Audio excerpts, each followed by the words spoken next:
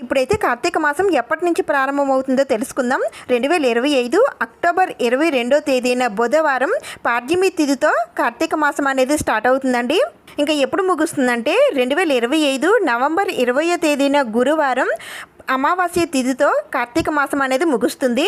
అయితే ఈ సంవత్సరం మనకి 4 కార్తీక సోమవారాలు వచ్చాయండి. మొదటి సోమవారం 2025 అక్టోబర్ 27వ తేదీన సోమవారం షష్ఠి తిథితో వచ్చింది. ఇంకా రెండో కార్తీక సోమవారం 2025 నవంబర్ 3వ తేదీన సోమవారం త్రయోదశి తిథితో వచ్చింది. మూడో సోమవారం 2025 నవంబర్ 10వ తేదీన సోమవారం పంచమి తిథితో వచ్చింది.